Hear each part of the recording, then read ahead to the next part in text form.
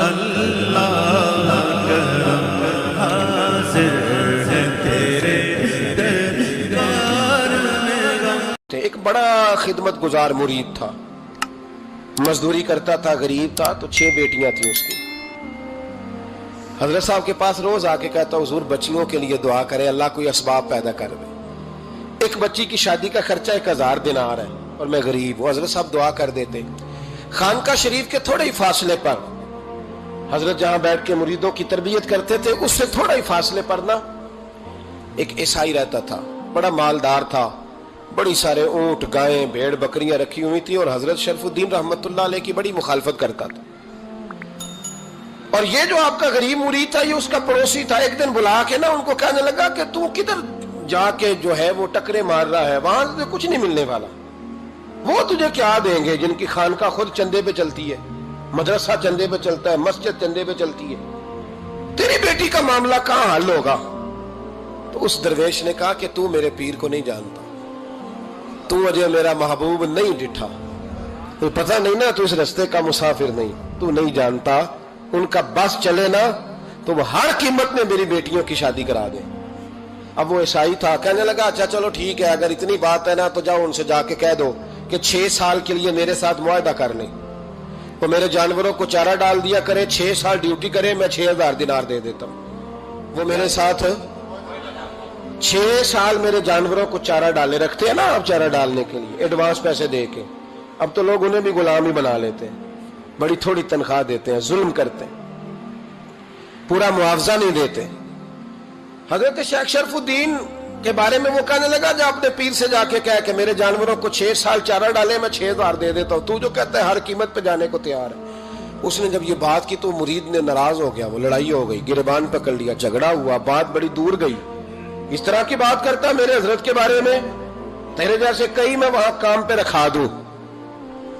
جب وہ بڑی بحث ہوئی، بات محلے میں، علاقے میں پھیل گئی، دنیا نے سن لی، تو شیخ شرف الدین تک بھی پہنچ گئی۔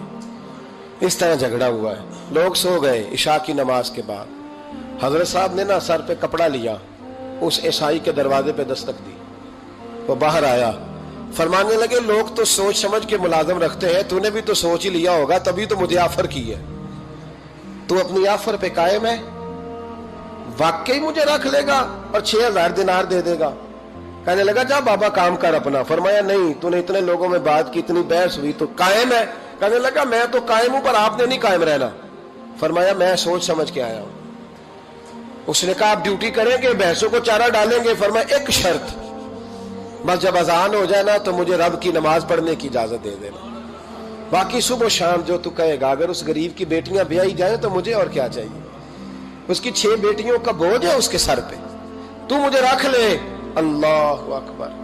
وہ کہنے لگا چلے پہ میرے ساتھ خط بندگی کر لیں، آج کل ہم اسٹامپ کرتے ہیں، اس زمانے میں خط بندگی ہوتا تھا، غلامی کا خط، قاضی شہر کے پاس، یعنی اس کا خیال تھا کہ چلو اسٹامپ کی بات کروں گا تو بھاگ جائیں گے۔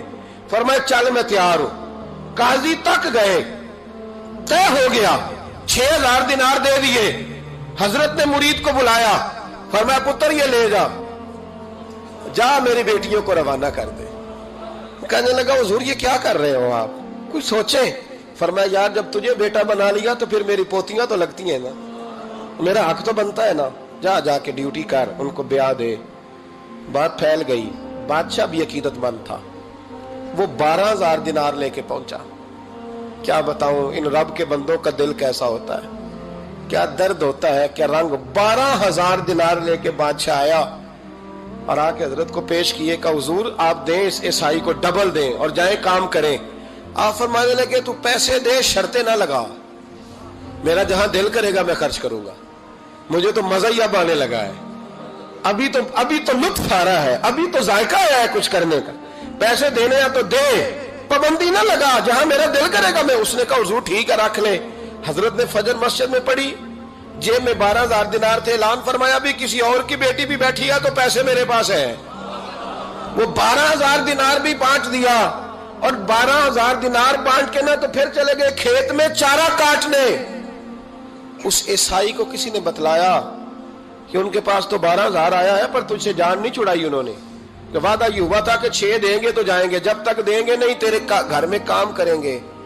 وہ نا چارہ کاٹ رہے تھے حضرت صاحب، تو وہاں پہنچ گیا، دور جا کے کھڑا ہو گیا، کہنے لگا بابا پہلے تو میں نے مسلمانوں کے اخلاق سنے تھے، اب تو میں نے دیکھ بھی لیے، پر یہ بتا جب 12,000 آیا تھا جان کیوں نہیں چھڑائی؟ تو حضرت چارہ کاٹتے کاٹتے رو پڑے، فرمانے لگے تو نہیں نہ جانتا یہ بیٹیاں سانجی ہوتی ہیں، پتہ نہیں نا، میرے رسول پاک نے تو حاتم تائی کی بیٹی کے سر پہ کپڑا رکھ کے کہا تھا بیٹیاں برابر ہوتی ہیں، تو یہ نہیں پتا جب اس کی 6 بیٹیوں کی شادی ہوئی ہے میرے اندر روحانیت کتنی بڑی ہے۔ فرمایا پھر 12,000 آیا ہے تو 2-4 بچیاں پھر گئی ہیں، تو یہ نہیں پتا میں اندر سے راضی کتنا ہوں، میں تیری نوکری کرتا رہوں گا، پتہ نہیں اللہ کتنی بیٹیوں کو بیاہ دے گا۔ اتنا رویا وہ عیسائی کے پیروں میں بیٹھ گیا، کہنے لگا بابا میں نے تیری مخالفت کی ہے پر تیرے قریب آ کے پتہ چلا ہے کہ تو بہت اونچے اخلاق کا مالک ہے، اور اگر تیرا یہ مقام ہے تو تجھے اخلاق سکھانے والے محمد عربی کی شان کتنی ہوگی۔ ظالم کی بولیے جاتے نہیں لوگ جھوٹے گواہ بن کے، وکیل صاحب کو نہیں پتا ہوتا کہ یہ بندہ مجرم ہے جو میرے پاس آیا، کیا مجرموں کے وکیل نہیں ہوتے؟ بولے تو اس کو پتہ نہیں ہوتا وکیل صاحب کو کہ یہ صاحب مجرم ہے، میرے پاس مقدمہ لے کے آئے، اور اگر بے ادبی نہ ہو جائے تو میرا خیال ہے قاضی عدالت کو بھی پتا ہوتا ہے کہ مجرم کون ہے اور مظلوم۔ میرے نبی پاک صلی اللہ علیہ وسلم نے اس قدر زیادہ سختی فرمائی اس مسئلے میں، فرمایا جس کو پتا تھا کہ فلاں آدمی ظالم ہے، ظلم کر رہا، پھر وہ ظالم کا گواہ بنا یا اس نے ظالم کی مدد کی، کتنی کی؟ شارحین لکھتے ہیں چاہے اس نے ایک جملہ بول کے کی، چاہے ایک، سارے بولیے، چاہے ایک غریب کو اس نے ظلم کیا تو کہتے ہیں علاج یہ سی، چاہے ایک جملہ بول کے کی، شارحین اس حدیث کی شرح میں لکھتے ہیں ایک جملہ بول کے چاہے مدد کی، جس بندے نے کسی ظالم کی مدد کی کسی مقدمے میں یا کسی صورت میں اور اسے پتا تھا یہ ظالم ہے، میرے نبی پاک صلی اللہ تعالیٰ علیہ وسلم فرماتے ہیں اگر اس نے مدد کی، ابھی ظالم کی بات نہیں ہو رہی، ظالم کے مددگار کی بات ہو رہی، اگر کسی نے ظالم کی مدد کی تو حضور فرماتے ہیں خدا بھی اس سے بری و ذمہ ہے، رسول بھی اس سے بری و ذمہ ہے۔ سنبھال کے رکھے اپنی نمازیں، قربانیاں، حج، زکوٰۃ سنبھال کے رکھے۔ اگر ظالموں کا مددگار ہے، الیکشن آ لینے دے، آپ کو نظر آ جائے گا کون کون ظالموں کا مددگار ہے، نظر آ جائے گا۔ اپنی جیب سے لوگ پیسے دے کے ظالموں کی مدد کریں گے، ان کے فلیکس چھپوائیں گے، بورڈ لگوائیں گے، جیبوں سے پیسے دے گے۔ ہم نے خود آگ لگائی ہے چمن میں اپنے، بے سبب گردشی ایام کو الزام نہ دو، ہم نے خود نور کا ظلمت سے کیا ہے سودا، کر کے توہین سحر شام کو الزام نہ دو۔ ظالموں کے مددگار میدان میں آ گئے، یہ چھوٹا لفظ نہیں، میرے حبیب پاک صلی اللہ علیہ وسلم نے فرمایا جو ظالم کا مددگار ہے سن لے جو سجن کے ساتھ کچہری جاتا ہے، وہ یاد رکھے جو دوست کا گواہ بنتا ہے، وہ یاد رکھے جو کہتا ہے میں مانگی گیا تھا، مجھے بلایا گیا تھا قبضہ چھڑانے کے لیے کسی غریب بیوہ کی جائیداد پہ، کب وہ سن لے تو مدد کر کے نہیں آیا، تو خدا کے ذمے سے نکل گیا ہے۔ رسول پاک نے فرمایا تیرا میرا تعلق ختم ہو گیا، تو ظالم کا مددگار ہو گیا، پھر تو کہتا میں بے چین ہوں، میں بے قرار ہوں، میں آزمائش کا شکار ہوں، پلٹ کے دیکھ تو صحیح تیرا گناہ کتنا بڑا ہے۔ میرے نبی پاک صلی اللہ علیہ وسلم کا ایک اور فرمان سن لیں، ابن ماجہ ابو داؤد میں موجود ہے، اس حدیث کو آپ نے یاد کر لینا ہے، کر لیں گے انشاءاللہ، سارے کہیے انشاءاللہ، کر لیں گے یاد۔ حضور صلی اللہ علیہ وسلم نے فرمایا اگر تو ظالم کی مدد کرے گا نا، یہ لفظ دل کی تختی پہ لکھ لینا، یہ مکافات عمل ہے، مکافات عمل دنیا، ادھر کرو گے تو ادھر بھرو گے۔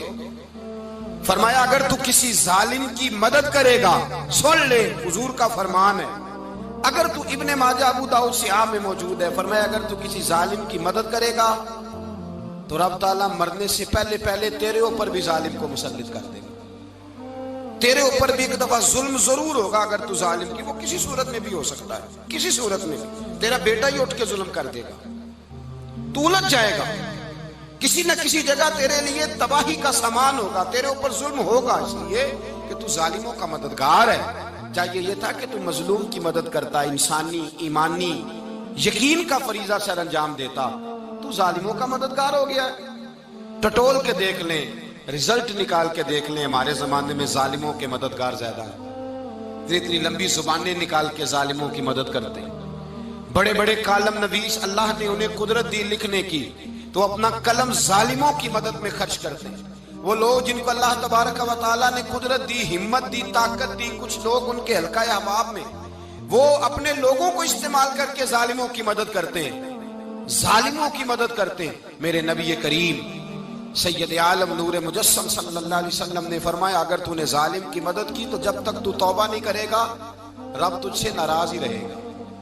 अल्लाह तुझसे, ओ भाई जिससे रब भी नाराज हो गया, न खाना न पीना न सोना न जागना न नींद, फिर तेरी हर चीज तेरे लिए आजमाइश हो जाएगी, फिर तेरा साया भी तेरे लिए खौफ का सामान बनेगा, फिर जिंदगी जीती जागती लाश बन जाएगी, तो अपने कंधों पर अपनी मैयत उठाए फिरेगा जब तू जालिम का मददगार होगा।